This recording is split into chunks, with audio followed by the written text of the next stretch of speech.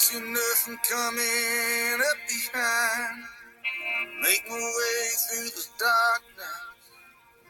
I can't feel nothing but this chain that binds me. Lost track of how far I've gone. How far I've gone. How high I've climbed. Well, if you're a NASCAR fan, that's probably going to lose back track of time with how much waiting you're going to have to do. You're unfortunately going to have to wait a little longer because at all activities Saturday night, that includes qualifying, which was going to go off at about 1:30 Saturday afternoon, 1:30 Eastern, and the race go off at 5. All qualifying has been canceled. The morning warm-up session for this race is canceled, obviously due to how cold the temperatures typically are in November here in Colorado. They have decided to just cancel qualifying in the morning session warm-up outright. So this means the starting grid will be set by current driver point standings, which is the new rule that they put in place earlier this week for rainouts instead of basing it strictly off practice speeds.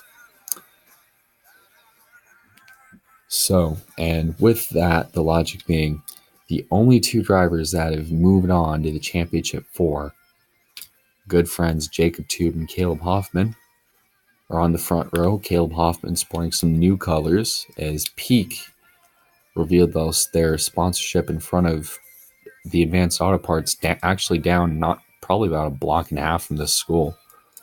In a parking lot, they actually revealed their sponsorship Tuesday morning.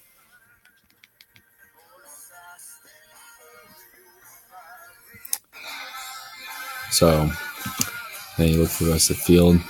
Nate Sherman, who is currently 2 above the cut line as we speak, with WB Network 2 out, Derek Lewis 3 out, and then obviously Dylan Murway and Hunter Rizzoni with their issues Friday night at Phoenix.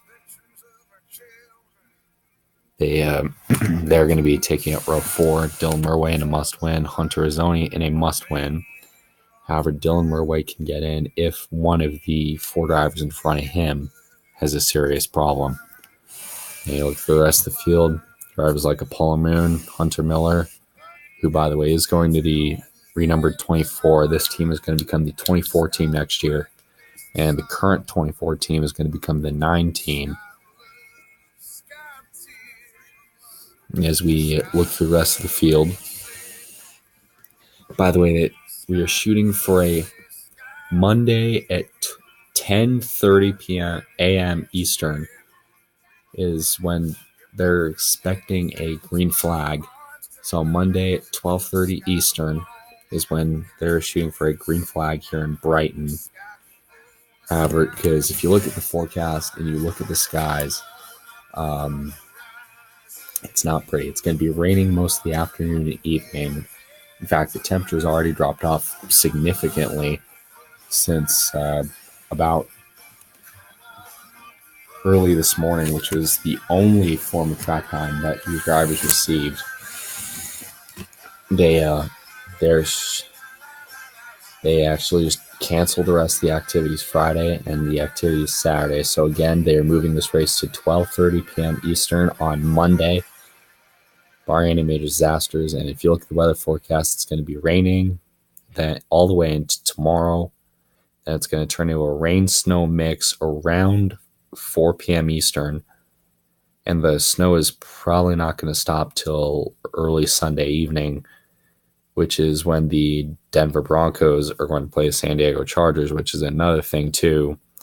Brighton High looked at attendance and figured that more people are going to be watching the Broncos Chargers game down in Invesco than watching a mid to late afternoon NASCAR race. So again, just to recap, it's going to be raining and snowing pretty much all weekend. So for the first time in NASCAR App Cup Series history, snow is one of the reasons why we are not a race has been rescheduled. So again, Monday at 12:30 on NBC. It'll be after the Today Show with Megyn Kelly. There will be a 15-minute condensed pre-race show on NBC, followed by the green flag shortly after 12:30.